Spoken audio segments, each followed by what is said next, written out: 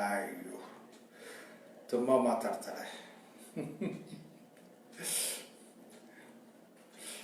ಅದು she got it ಮಾತಾಡೋದು from Ratnamma.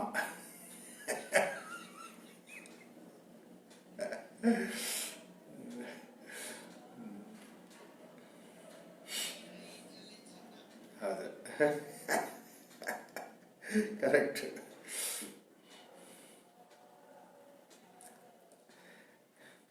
ನಮ್ಮ ಬ್ರದರ್ಸನ್ನೆಲ್ಲ ನೋಡ್ಬಿಟ್ಟು ದಿಸ್ ಇಸ್ ತಾತ, ದಿಸ್ ಇಸ್ ತಾತ, ದಿಸ್ ಇಸ್ ಆಲ್ಸೋ ತಾತ ಅಂತ ಹೇಳ್ಬಿಟ್ಟು ಆಮೇಲೆ ನನ್ನನ್ನು ನೋಡ್ಬಿಟ್ಟು ದಿಸ್ ಇಸ್ ಮೈ ತಾತ.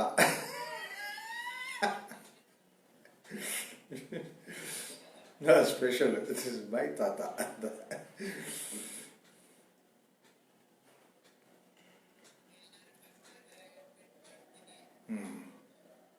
Right.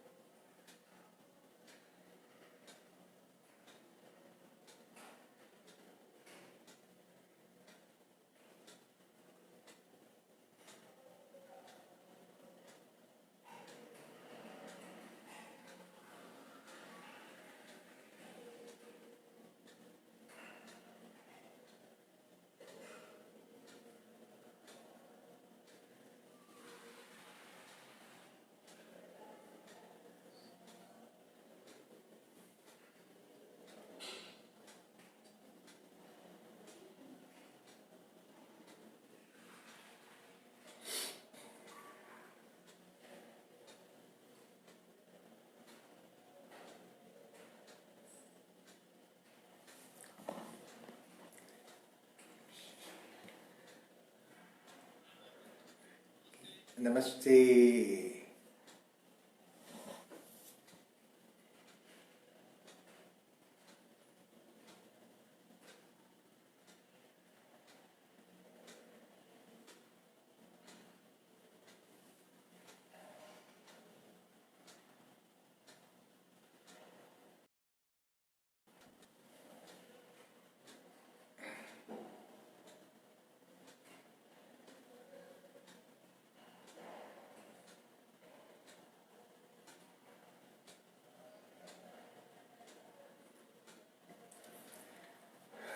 Let's start with the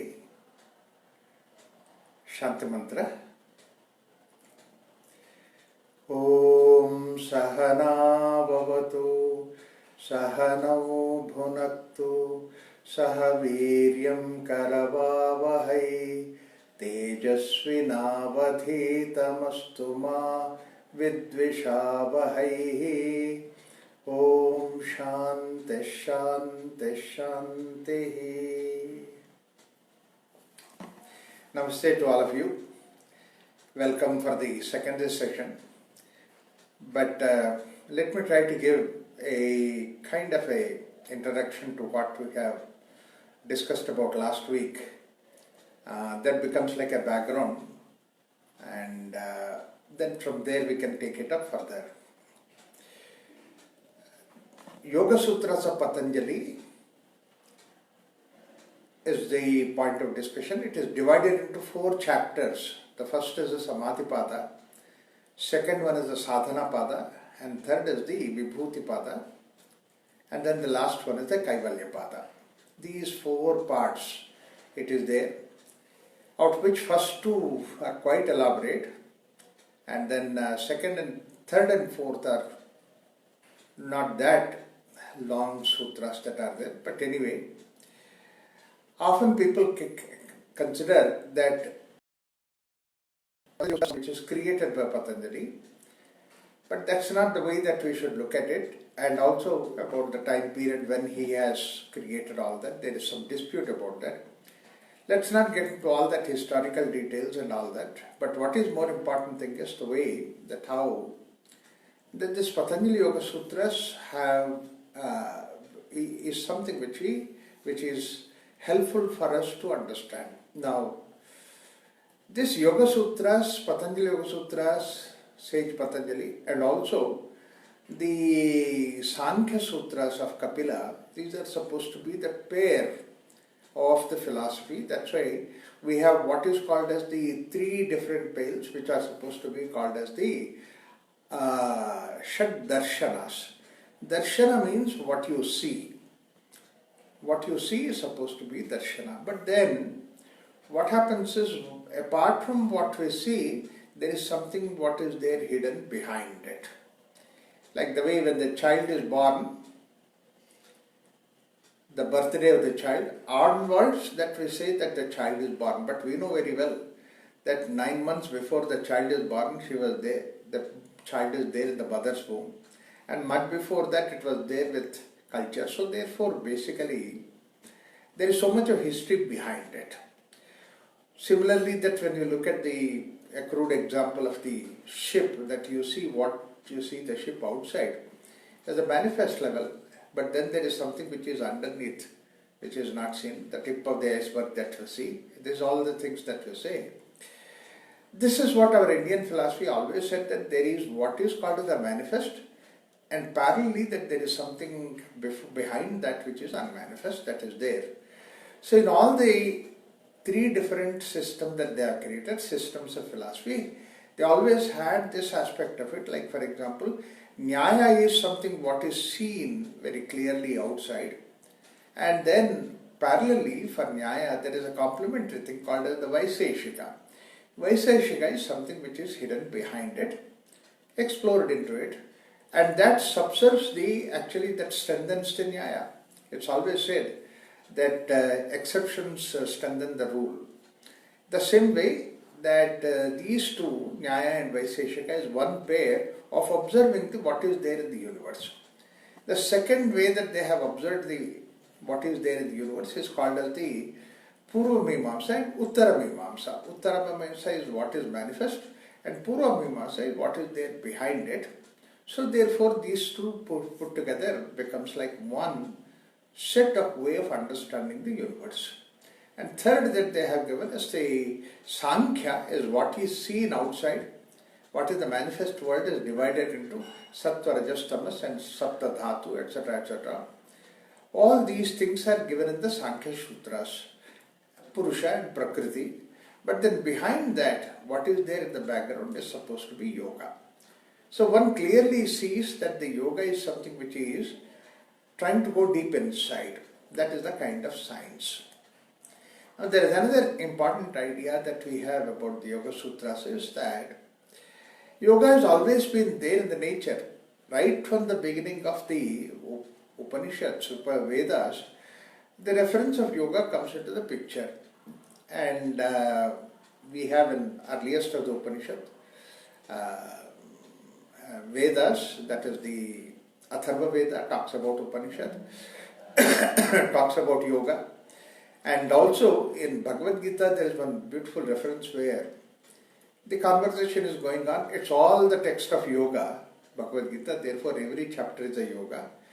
And because of that reason only, at every end of every chapter we say, Iti Srimad Bhagavad Gita Su Upanishadsu Brahma Vidyaya Yoga Shastra. It's a Shastra, science of yoga.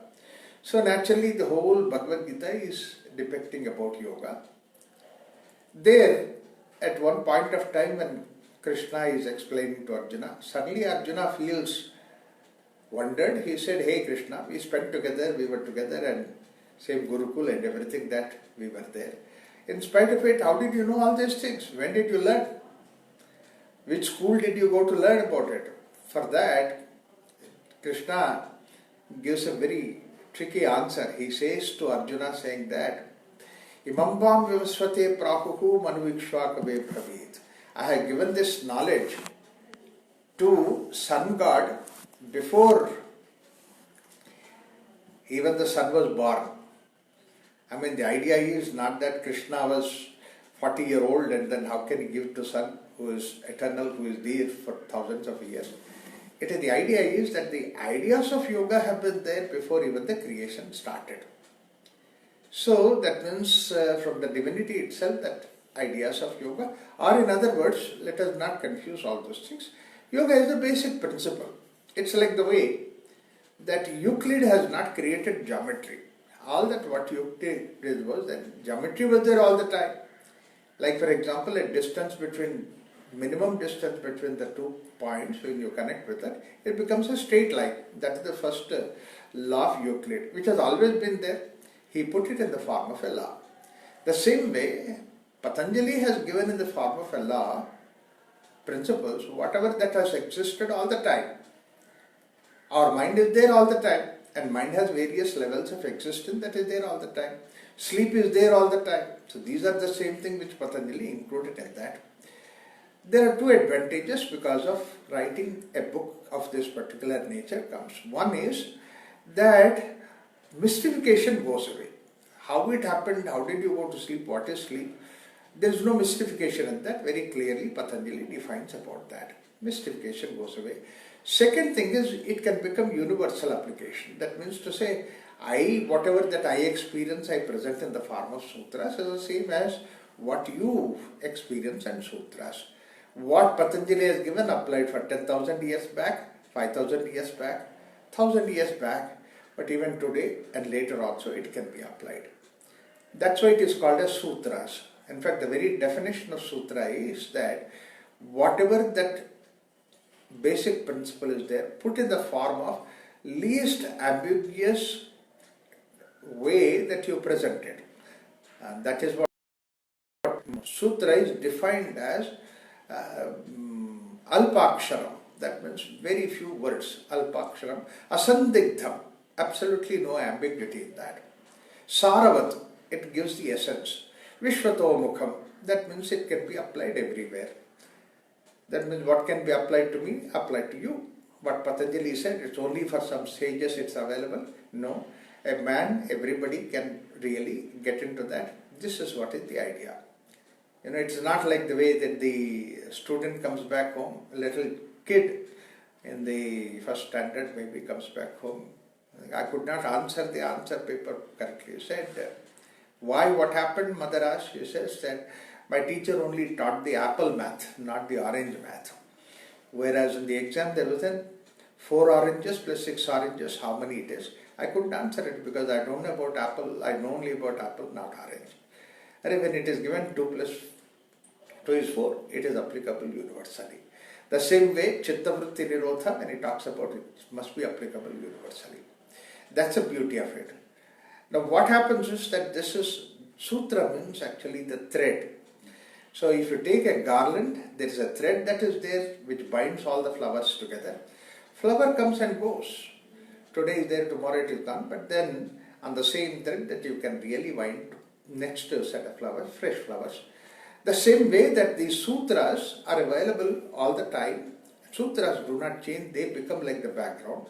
But every time that generation after generation when somebody comes up, he comes up with a new explanation, new ideas, new presentation in such a way that it can become contemporary.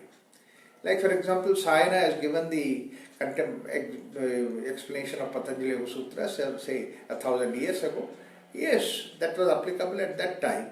500 years ago, somebody has given the explanation about sutras. It was at that time possible. So about 50 years ago, that there was somebody by name Taimini has given some explanations about that, the way that he pursues. And today we present it in a different way.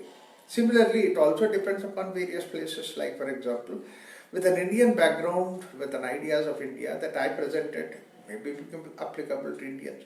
But somebody from Europe, he presents the same Yoga Sutras with the kind of application which is of the current time.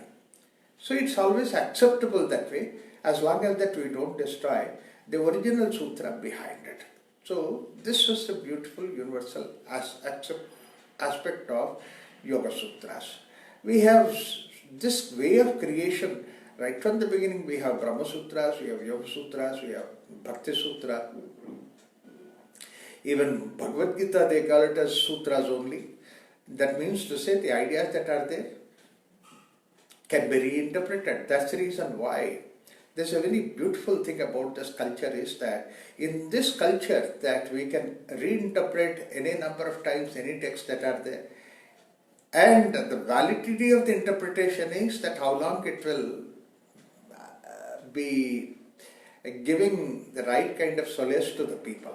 If it doesn't give, then that explanation will just simply go into the history. There are so many books that are there written on Bhagavad Gita, people don't even look at it because basically that they do not connect it with their day-to-day life. Whereas what Shankara has given the Bhashya, Bhagavad Gita, is something which people refers again and again because it's applicable to us. That's a very simple thing. Whereas there are certain other religions or cultures where they say you cannot interpret the book that is there. See, if you do not interpret, then it loses its value of currency. That means to say it cannot be applicable for today. A very simple thing is whatever Quran that they wrote, so about 1400 years ago, will not be applicable today because that it does not apply to the conditions today at different places. It was there at that time in a desert place, today it is a different thing. So whereas we have this facility to reinterpret all those things, that's why these are the form of sutras. Second thing is that sutras are supposed to be very brief. I said that many times that the words are not repeated at all in the sutras. This is in fact a Brahma Sutra. Atato Brahma Jignasa, when he uses that Brahma, Janmadhyasya yataha, he goes on like that. Never the word is repeated again because it's already defined whatever it is there. You can never see that it will be. Same thing about Patanjali Yoga Sutras also. The word is not repeated because it's already interpreted once. So this way, the sutras are supposed to be very brief, very clear and nicely. Another important aspect about these sutras is that Patanjali Yoga Sutras is also talking about yoga and Narada Bhakti Sutras are talking about bhakti and Brahma Sutras are talking about the Brahmic idea, but there are three different ways of presentation it. Athato Bhaktim Vyakhyāsyāmaha is the way that Narada presents about Bhakti Sutras, whereas Athato Brahma Jignasa, that's what is the way Brahma Sutras, whereas Patanjali starts Atha Yoga Anushasanam. This is so that means one way is that Anushasana, another is Jignasa, and third is supposed to be Vyakhya. Vyakhya is like an elaboration, like a poetry, like the way that you try to ennoble the whole thing. Experience is there, but then you brighten the whole thing, you decorate the whole thing and then present it. This is what is Vyakhya. Bhakti is like that. Athato Bhaktim Vyakhyāsyāmaha. It is there in our experience, but only thing is that it has to be decorated, embellished. Then you will see the beauty of it. So it's more to the heart, connected with your feeling, and that's what is Vyakhyāsyāmaha. It is related with the heart. The second thing is about the head. Therefore, Brahma is something which is a reality, and it needs to be thoroughly, intellectually taken forward. So therefore, it is called as Jignasa. Jignasa happens on the intellect, and then you decipher, you try to see, penetrate into it. Ultimately, when you try to reach the origin of the soul creation, everything, and that's supposed to be emerging from Brahman. With that idea that it says Brahma Jignasa. Whereas Patanjali gives us Yoga Anushasanam. Now, Shasana is something, what is the order of the things that are there? Only thing is somebody use it in such a way that that particular order of things that are there becomes useful. It's like the way, what we call it as Shasana in a simple language is that road is created, everybody has to use the vehicle. You also go on the same vehicle going in the opposite direction, going in the forward direction. Both these things should be possible.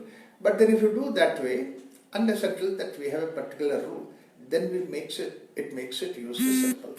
That's how I give a very crude example that it is in England that everybody drives on the right, on the left, so therefore that you drive on the left, so that a forward vehicles on the left and then backward vehicles and they go on the left on their side. So therefore that same road we can use it. Whereas in America it is in the opposite direction. Therefore that, go in the right side. So you all go on the right side, and that opposite fellows also, they go on the right side. So therefore that you easily cross. Where the problem is when there is no Anushasana. That's what happens in India very often. People go in all directions. So therefore nobody moves. So Anushasana is understand that so that you can make use of it. Same way that there is mind, there is intellect, there are so many things. I said sleep is there, wakeful state is so many things that are there inside, and we can make use of all those things to see that how we can utilize that. So we have such a beautiful inner world that is there, we have to use it. And that's the reason why this Yoga Anushasana was there. One idea is that it's already existing. There is nothing that we are creating, it's already existing, but we are trying to remove all the hurdles that are there in between. That's one of the reasons in Yoga Sutras, the first chapter is Samadhipada. Samadhipada, and then later on, the next chapter is Sadhanapada. The idea behind this is Samadhi, the way that I look at it, Samadhi is not the product of sadhana. It's not the product of sadhana. Like for example, you becoming a man or you becoming a woman, it's not a product of some sadhana. You are. Only things you have forgotten, and then you maybe for some reason or the other that you get back to that state. So that's what is the idea. So therefore, essentially what happened is that the Samadhipada is about the states that are there inside the mind. That means to say, various levels of existence that's there inside. As I said, what is there, the world outside is only the tip of the iceberg, but what is there behind is something like a huge area. And that exploring of that area is what is called as Yoga Sutras. So we are not actually creating anything. And that's what our people also have said, that look, when Buddha realized that and somebody asked him, what is that you have gained by doing all this? He said, I have not gained anything, only thing is I lost. They asked, what is that you lost? He said that I lost my ignorance. So the knowledge was there, only thing is the ignorance, I lost it, so now I know what it is. It's as good as that. Whereas same way that somebody who has this eyesight is there, but for some reason or the other that was damaged because of outside. The surgeon does all the surgery on the eye and all that, and finally he opened that cover. When you open that cover, you see the world in front of. The expression of is that, yes, my eyes are restored. It's not the question of that I developed my eyesight. No, my eyes are restored. That's the only thing. Why a surgery? A small little simple thing. When I was maybe young, 8-9-year-old at that time, I wouldn't see what is there written on the blackboard, and then I would copy from my friend who was sitting next to me. Whatever that he would write on the notebook, I would write. Every teacher would shout at me, don't copy it. I say, hey, why are you bothered about it? I'm supposed to write, I'm writing. Why are you bothered? I couldn't understand. But whereas one teacher was irritated, he said, look, how is he writing? He's looking at the blackboard and he's writing. How are you writing? I'm looking at the book and writing. Why don't you look at the blackboard and write? Because you are sitting next to him. He said, I can't see what is there. He said, if you can't see, then you should tell your dad, because your dad is a doctor. He will fix your eyes. Oh, that's a very simple solution. Nice way of approaching. He didn't shout at me. I went to my dad and said that, my friend watches the blackboard and writes and then I write. No, hey, don't tell all this thing. Tell me that you can't see what is written in the blackboard. I said, yeah, the crux is. Then he had a friend who is also doctor who had that eyes, kind of, in those days crude. Then there used to be frame and then you put the glasses and all. So Dad wrote a note to his friend and said, Dad, check his eyes, whatever it is. So he asked me to sit down and what happened? So anyway, I was looking at that.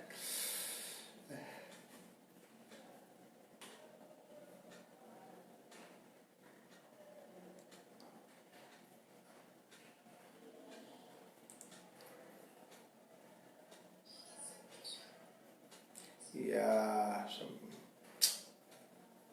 but anyway, my audibility is there, right? I think I can.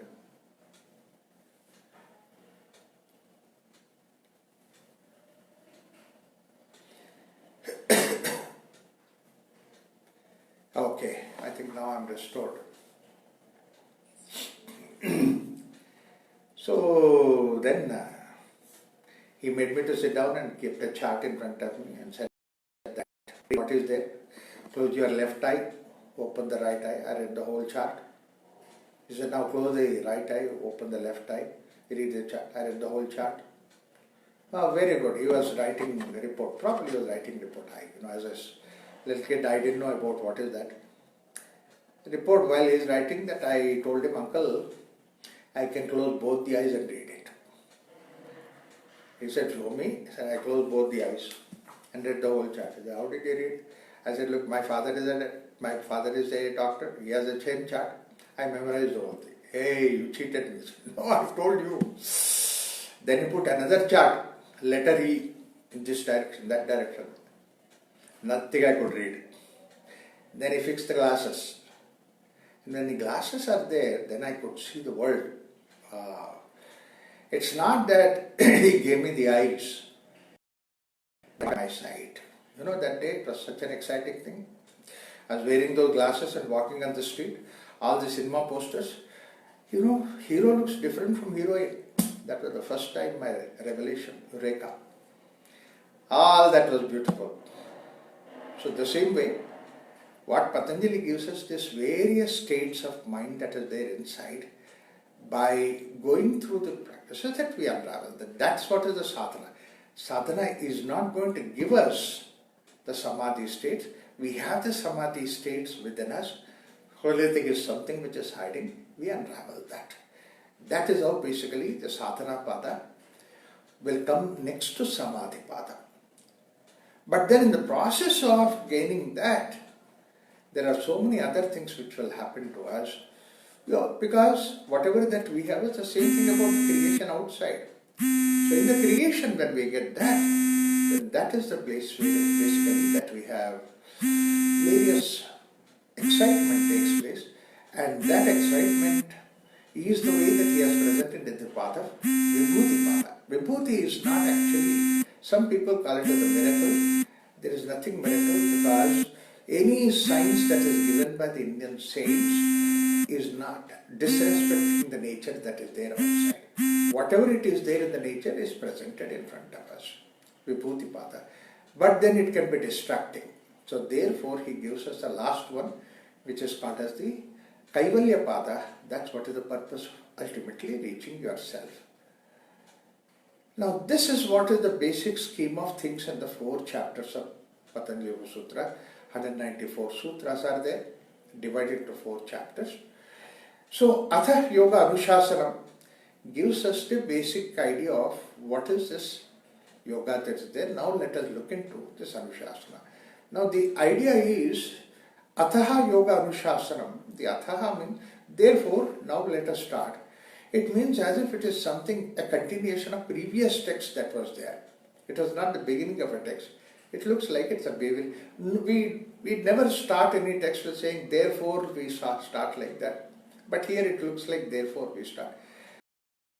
You know so much about the outside world, but then your question will be there, where does all this outside world come from?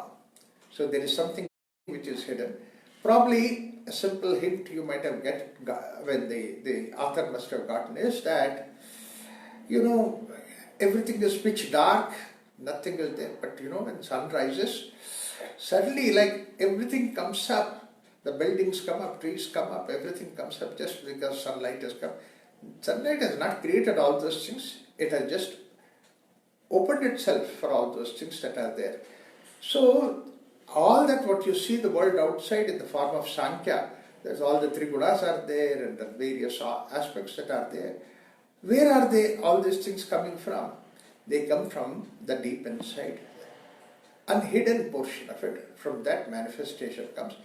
Therefore, now the journey goes into what is that hidden behind it. So, with that idea, the idea of Atha Yoga Anushasanam basically means that now let's go to the inward journey, because we have connected so much about the outside world information. Now, that outside world information, therefore, basically, Sankhya and Yoga, both these things are, there are a lot of sutras which are there in Sankhya, which is used by Patanjali in the Patanjali Yoga Sutras, connections that are there existing in that. That's the beauty of it. Now let us try to go to the sutras. It says that Atha Yoga Anushasanam. Then he says what is yoga, immediately defines about yoga. And what is that? Yoga is Chitta Vritti Nirodha. Yoga Chitta Vritti Nirodha. That means there is what is called the vritti going on in the chitta, and then when you stop that vrittis, that's what is yoga. The stopping of that vritti or transcending that vrittis is what is supposed to be yoga. Now here a few things that the other two sutras also, let me try to together that let us try to understand that. Chitta vritti we have to nirodha. When chitta vritti nirodha is not there, what happens? He says, the moment that you the chitta vritti nirodha, then tatha drashtuhu swarupya avasthana. That means to say the seer, the somebody that who is sadhaka, who is going through that, will be identified with this swarupa. Swarupya avasthana. He is established in his own nature. Swarupa means self-nature. You are established in that. What is that vritti doing? Vritti sarupya mitaratraha. Vritti is taking you away, identifies you with the world outside. These are the three things that are there. So, when you look at that sutra, Yogaha Chitta Vritti Nirodha, in between what is called as Chitta Vritti, whatever that is there in between is called as a Chitta Vritti. On one side, there is the world outside. On the other side, you are. Yes, you are interacting with the world. Naturally, you are there on one side. Interaction there is in between, and the world is there outside. I am seeing the objective world outside, so objective world is outside, and I am behind it. So now what happens is this vritti is taking me to the objective world outside, whereas vritti nirodha, vritti not being there, takes me back to the self. Nirodha is not, stopping or suppressing, none of these things. Nirodha is a very benign kind of a word. It says not being there, vritti not being there. That's what is, you are in the swarupa, you are in the self. Vritti is taking you outside. So now you look at yourself that apart from the object outside, when you sit down and close your eyes, you see that there's so much of that's going on in your mind. All that is supposed to be vritti. And you look at that, whatever at that time goes on in your mind, whether you analyze, you remember, you recollect, anything that you do is all about the world outside. Nothing to do anything other than the world. We are very clear about it. Anything that you think, anything that you analyze, however great it may be, I would say that it is, I talk about nice wonderful temples, nice wonderful gods and everything. All those things that are there in the world outside. So therefore, vritti, Patanjali says that it takes you to the world outside. So vritti is something which is connected with the world outside. Only when you transcend that vritti, when you dissolve that vrittis, then you are in the swarupa. However great the vrittis may be, but then it's only the vritti, it's about the world outside. There's another way, and when you say scientific, Patanjali is very scientific. When you say that, science does not take the sides of one thing or the other, saying that this is good, this is bad, this I like, this I don't like. It is very neutral. Patanjali also is absolutely neutral. When it says vritti nirodha, I mean, you don't like vritti, vrittis are bad, vrittis are sin, and then nothing. I never said any of those things. Like the way 2 multiplied by 2 is 4. Why is it not 5? Don't you like 6? Why don't you give some another number for that? It's not that I give or anything like that. 2 multiplied by 2 is 4. As simple as that. So vritti nirodha is a pendulum which moves on one side is the one which can move on the opposite direction also. If you make a rigid pendulum, it doesn't move. Therefore, whatever that is there in between, which is supposed to be the energy that is there or force, whatever it is, it has got the capacity to move. Therefore, it can be silenced. So, chanchalam hi mano dharmaha. Whatever that is in between is called as manas. And its nature itself is to go out into the world outside. Chanchalam hi mano dharmaha. Yatha vahne jvalena. Like the way that burning is the nature of the fire, the mind goes outside and then coming back from the mind. Therefore, stops a prana. The second thing is chitta. I think, analyze and all those things. These are the two kinds of activity. Actually, in Patanjali's Yoga Sutras, there is no question of body at all. Body is just only a means. Other than that, the body is made function by prana. The problem is prana. It's not the mind. It's not the body. So therefore, basically, that these are the two things that are there. Prana activity is directed outside. Chitta activity is directed inside. Now, you calm down the prana, calm down the chitta, then you are in the swarupa. That's a simple idea. And then mind is supposed to go outside and doing vrittis. If I am a politician, there is a politician vritti that I handle it. So we use several vrittis that handle. But what happens with us is that when we are doing one vritti, the other vritti should not interfere with that. That's why many mothers become like teachers to the children. And the children say that, I want mother, I don't want a teacher from you. Yeah, you behave like a mother. Don't bring in that teacher aspect within you when you are with the child. Same way, outside when you are doing the vritti called as surgeon, you do the surgeon vritti. But you know what happens? When you are doing surgery on your wife, suddenly the husband vritti comes into the picture there and then disturb the whole thing, chaos. You could have done surgery on anybody very so easily. Without blindfolded you can do the surgery, but they happen to be your wife or a son, you can see that emotion interferes with that. So therefore, we should have an ability to withdraw from one vritti, go to another vritti. The other vritti, we should leave it. It's very beautifully said in our scriptures in such a way. When Bhojaraja, the king, was there on the throne, he was the Bhojaraja. But the moment he got down from the throne, he is only Bhoja, he is not Raja. He is not a king anymore. But how many people behave like that, We don't become like that. We continue to be the vritti that we are doing outside. So therefore, basically, in order to be efficient in this world, we should have yoga. That means withdraw from that vritti. It's like the way mirror. Mirror has one picture which is so beautiful, so nice in front of the mirror. And that picture goes away, another picture comes. Mirror will not say, no, that was so beautiful, I will hold on to it. I will not bring in the new picture. No, nothing like that. It just brings about. So therefore, basically the same way that we are there, whatever that is there, we should have an ability to get back to. The whole education system trains us to see that how you can go into the vritti, into the world outside. But there is no education system which tries you to withdraw from that vritti. In fact, on the other hand, they say that, look, you are an engineer, you are 20. Arey Baba, what is that? When I become a mother, I should become like a mother. I shouldn't become like an engineer anymore. Nobody teaches that. So therefore, essentially that the education system does not have a method of how to go back to. In fact, if I have an opportunity, then I would say that at the end of the class, lecture, whatever it is there, last 1 hour, I make everybody to sit in the class and peel. Remove all those things, and what is left behind is nothing but yourself.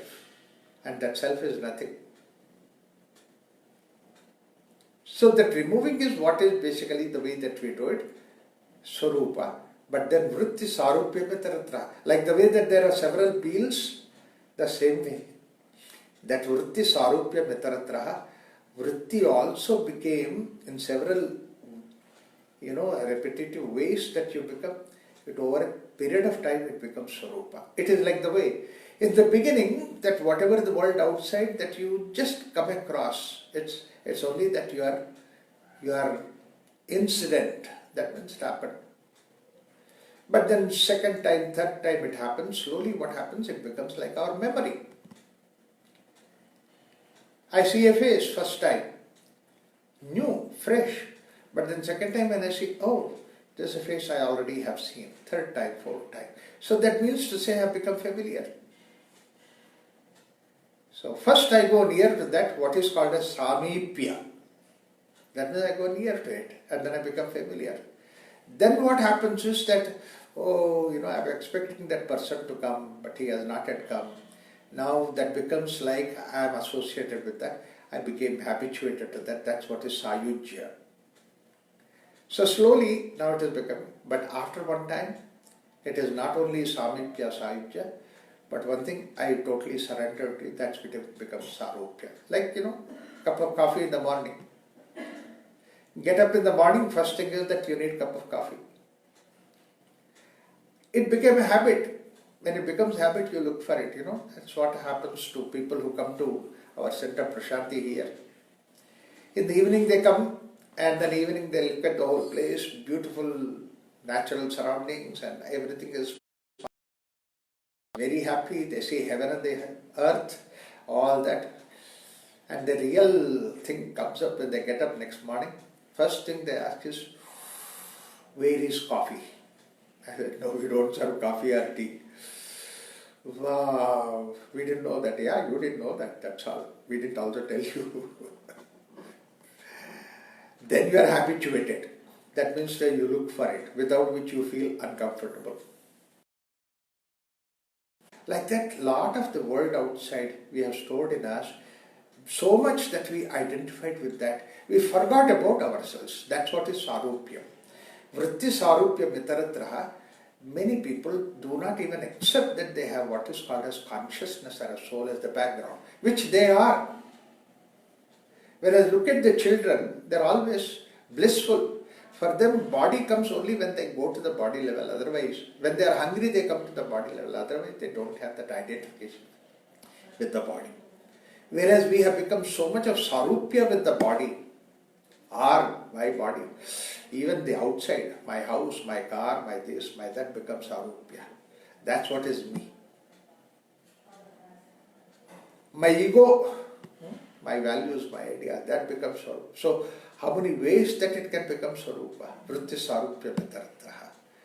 So, therefore, sarupe avastha. That means you come back to yourself. So, the idea of that is that it takes so all that which is accumulated over a period of time, that it shows that yes, you are there. Only thing is that you have layers and layers of ignorance that is covered. It takes for you some time to overcome that layers. But what is there underneath, I am discussing about that. That's what Patanjali says in the first chapter. So what is that? It says, vritti is the one which takes us outside. What are the kinds of vrittis that are happening within us? Again, it's all the vrittis which are there within us, are the ways that the mind functioning takes place. They are there. He says, vrittayaha panchatayaha klishtaha aklishtaha. Vrittas are, these vrittis are the activity that is going on, is of 5 types. 5 types. Panchatayaha. Klishtaha aklishtaha. Some are binding, some are not binding. Some are confusing, some are not confusing. Some are distracting, some are not distracting. That's what is klishta. Which means basically the activity that I can do it, I have to do it, I need to involve in that. But in that, either the activity or the way that I do the activity, can be binding, need not be binding for me. So this is what is klishta. Klishta. Klishta is what gives us that binding which is difficult to come out of it. That's what is klishta. But then mind going into the world outside is useful. It is necessary. That is the way mind has to function. You cannot deny it. Like the way that hunger is there. I need to take food. right kind of food and all that thing, I need to take it. Going to the food is something which is very important. It's not one time, it's again and again that I need to go to the food.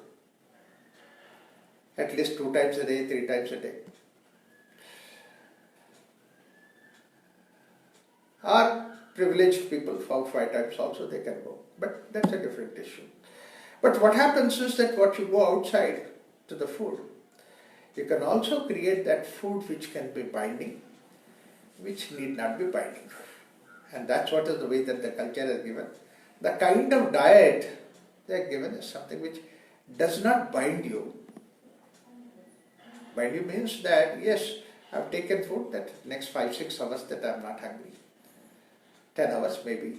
And then again I'll take food 10 hours. So it gives me satisfaction for 10 hours. But if I start expecting the food should give me eternal satisfaction, finish, that's what is binding. My activity can be binding. So therefore, basically the klishta are the ones which are creating complications, which we call it as junk food. Junk food is something which binds you. Whereas a normal good food is something. That's why somebody asked that, one child asked the question, mother, saying that, why God has provided all nice things as the junk food? So regular food does not taste so nice, whereas junk food tastes nice. It is that basically you get caught up into that.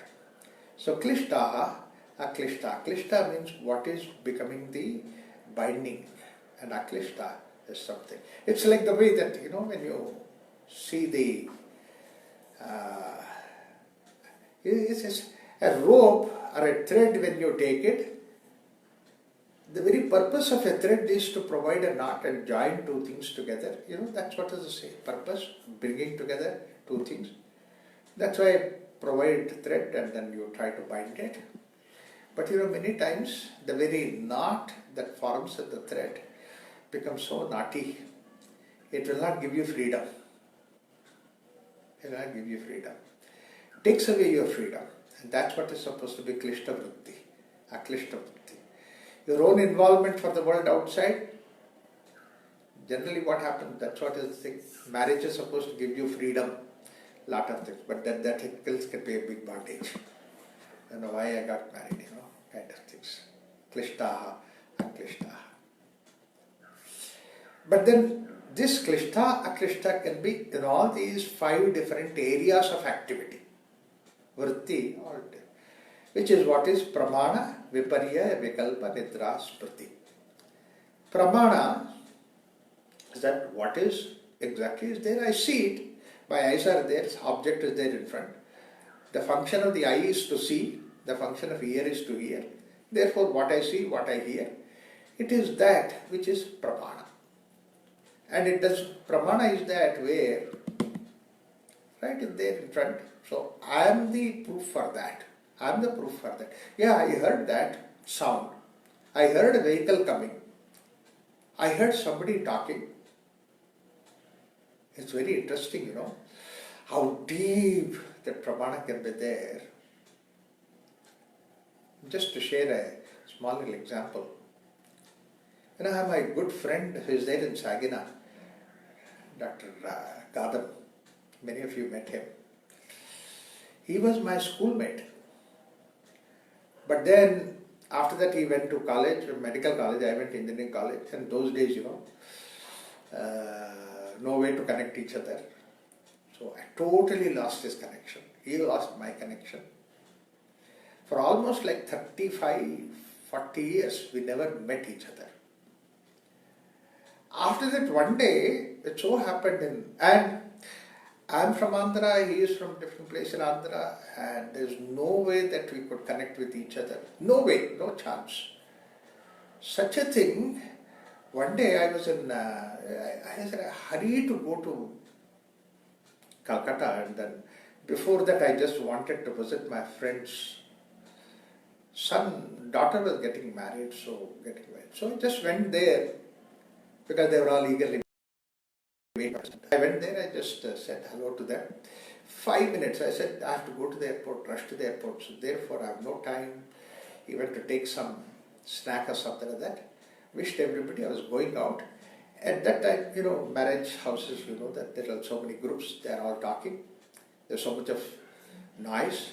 In that noise, I heard one voice from somewhere. I'm not very great in hearing. In fact, I have hearing loss also. But then with all those things, I don't know how is that.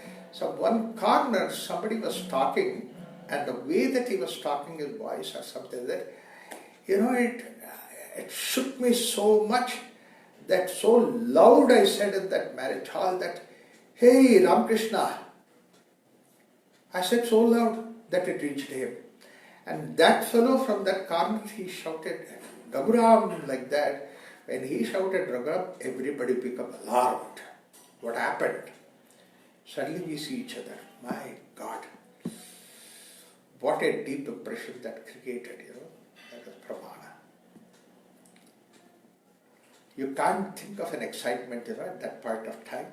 And then he said, "Wow." The moment I said, "You are in Bangalore?" He said, "No, I'm in USA," he said. "Oh, USA, where are you?" I asked about an excitement. He was excited now. He said, "Wow, you also live in USA?" I said, "No, I don't live in USA, I live in Bangalore. But I visit USA. Give me your address, I'll visit you." And those days, I used to come to Detroit every year, before that, couple of years, so 3, 4, 5. I came to Sir. Ever since that time, there was never a time I did not visit him when I come to USA. Never a time he did not visit me when he came to India. It was such a wonderful body. Pramana can be so strong. Pramana is bad. So vritti itself is bad? No. Vritti is something which is wonderful. Only thing is that there are some vrittis which are supposed to be klishta, some vrittis are supposed to be aklishta. Pramana. Vipariyaya. You see, there's another thing is that all that what you see is not the only functioning of the mind. If you think of it, there are certain things the mind has to infer based on some information. About some information I've got about 80% of 70% information, and 30% I add on top of it, and then I create an inference on that. You see? That means to say that 30% is my contribution, 70% is what I've seen. Like for example, somebody starts at the airport. Just now I got into the car, I started. Okay, another half an hour you will be here. That's every time, Shastri says me, and that's what we call to Sita. Sita is ready with nice wonderful food. It's all besides the point. So another half an hour it will take. That half an hour it will take is something which we guessed, we added to it. This is what is called as vipariyaya. Vipariyaya means that there is 70% of reality, the world outside, and 30% of my imagination. That means my inside, previous experience. And that inspiration, that my imagination comes from my previous inspiration, previous experience. But then there is next thing is pramana, vipariya, vikalpa. This is vikalpa is 30% outside, 70% I imagine based on previous experience. I have to be very careful. Particularly after this 9/11 happened, a very honest experience. I'm just sharing with you, that's all. As many people have said that. The moment that they stand in the queue in the airport to get into the flight, and then somebody is there in front of you with a big dadi and all those things, and his name is some Rahman or Rahmatullah. So, oh my God, should I take the same flight or not?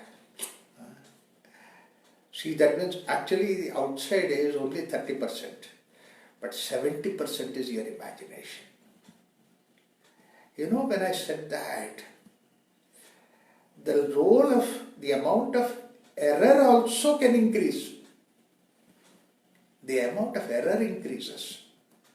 Vipariyaya, that means there are greater chances of erring in vipariyaya. Pramana does not have, Pramana also has chances of error. But then Vipariyaya may not have that. Pramana also has chances of error. Like for example, I might have seen, but that what I have seen is based on some experience that already is there, you see. In Ramayana there is a story that comes, not Ramayana, in one of the, and the way he presents the Ramayana story, it's so extraordinary. They say that even Hanuman comes to sit in front of him to listen to that Ramayana. Because that's what is the way in Hanuman Chalisa we say, Yatra Yatra Raghunatha Kirtana, wherever that Ramayana takes place, Hanuman is always there. And then a story. So Hanuman is supposed to be sitting in the audience as a Brahmana. And then he's telling the story and Hanuman is listening to that, and then Ramdas says that when Hanuman entered, he doesn't know that Hanuman is sitting there. He said when Hanuman entered into Ashokvana, he saw the whole sprawling, white flowers. The whole garden is filled with white flowers like a white carpet. Where Sita is sitting in between in this Ashokvana. Then just Hanuman, as an audience, Brahmana, he said that no, they are not white flowers, they are red flowers. Achot, I am giving this katha, not you, so you keep quiet. They are the white flowers. He said, no, they are red flowers. I don't argue with me. Who are you to argue with me? He said, I am Hanuman. I have seen red flowers. He said, you may be Hanuman, I don't care. But then they are white flowers. But then who has to resolve that? And Hanuman is honest, he can never. So therefore that they were in tussle. Now they said, okay, only one person who can resolve all this is Rama. So they went to Rama. And then Hanuman complained with anger, saying, just look at this fellow. He says that they are white flowers and I say red flowers. You tell me. Then Rama says, no, they are white flowers. Arey, I saw the red flowers and you also say white flowers. Then Rama smiles and says that you have so much of anger, don't have anything. It's just peaceful, quiet. There is nothing that is there. And then third is, the last one, fifth one is Smriti. Smriti is 100% your inside. Nothing to do with the world outside. Nothing to do with the world outside. Your memory, that's all. And one who is completely lost in Smriti is a person who lost touch with the reality, with the world outside. You see many patients who are suffering from dementia. They don't have any connection with the world outside. They are all inside. Are the people who are somnambulists. They walk in the middle of the night. They don't wake up. One of my aunts, she used to be like that. Middle of the night, she would get up at 12 o'clock and then take a bucket of water and mop and everything, clean the whole house, mop the whole house. Dishes are there, she would wash and all those things, keep it. Many times I've seen, I'm standing there, she just negotiates me around and then goes, doesn't even notice. And the next morning when I said that last night you did all those things, she said, who did I say? I slept nicely. She doesn't even remember anything about the world outside. My God. We were very happy with that for her because whatever may be her disease, but it was so useful for us. That she would do all the work for herself. Lovely. So you look at the way Patanjali arranged the whole thing. Pramana, Vipariya, Vikalpa, Nidra, Smriti, graded way. This tendency, this attitude of Patanjali, we have to appreciate because later on also, when he goes to Samadhi, so beautifully he grades the Samadhi. Wow. Whatever that is there inside the mind, level, states, observation. Can you beat this beautiful clarity which Patanjali brings about? No psychologist, no scientist, nobody else in the world outside would think of it. And another thing is that about that particular reality that's there within us, you cannot put any instrument to measure it. You cannot take any instrument to measure it. That is the kind of reality that he talks about. That is the greatness of Patanjali. You see, Patanjali is not an ordinary person, that's why we should see that.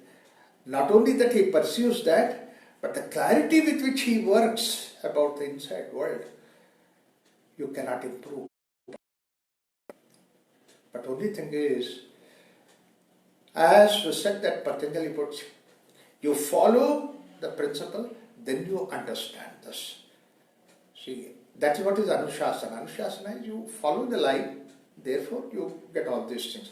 I am not saying that you believe in any of those things. Science goes, a lot of things may go by faith, belief. Patanjali says, I am not asking you to have open mind, having your intellect open, proceed with that. That's what is called a Shraddha. Skepticism means that you deny it and then inquire about it. Later on you see that what is proved. That is proved. So this is what is the idea. Therefore science says that, why I say science, skepticism, proves many things, but at the same time science, according to the science, they always have to leave some doubts. But this is not covered, this is not clear. So some more research has to be done in this area, some more research. In every research paper, that's what they present, where the research has to go further, what is the way it has to proceed. That shows that science proceeds with skepticism, Patanjali proceeds with Shraddha. We'll stop it here, we'll see next time what can be done.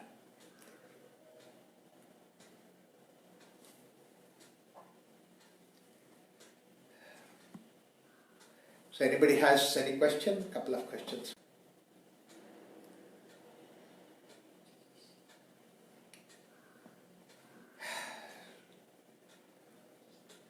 Yeah.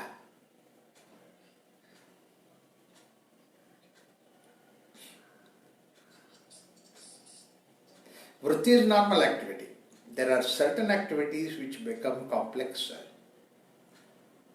Then it becomes, the kleshas are the things that are the attachment because of which that it becomes. The vasanas and samskara, these are the things which are in the form of klesha, or which bind you. Whereas aklesha, like for example, and that is what later on in the sutras that we come across, like I'm interacting with the world outside. I hate somebody, I shout at somebody and all those things, and then come to sit down for meditation. There is no om coming. It's always like, why this fellow said like that? Why I am supposed to be kleshas? So like that, later on he tries to, that's why I said Patanjali is so beautiful, that he gives us various, again, the clarity about what are all the things which can become klesha, what does not become klesha, he gives us that. In the yeah. You run by 1 or 2 rounds and then that thread gets knotted in between. Now you can't go forward, you can't go backwards, you can't discontinue. Once again the whole 9 yards starts. We're so irritated. And knot which is supposed to be useful for thread has become like a headache for me. That's what is basically the way that what is supposed to be alright becomes like klishna. Which is different about that. Like there's one thing called as the children play with that sling which moves. It is like a spring that is there with some coil. As long as that you play, it is fine. Sometimes when it gets knotted, it's a big headache. You can't play with that, you can't unknot that, and all those things. That's what is the way that knot is. This.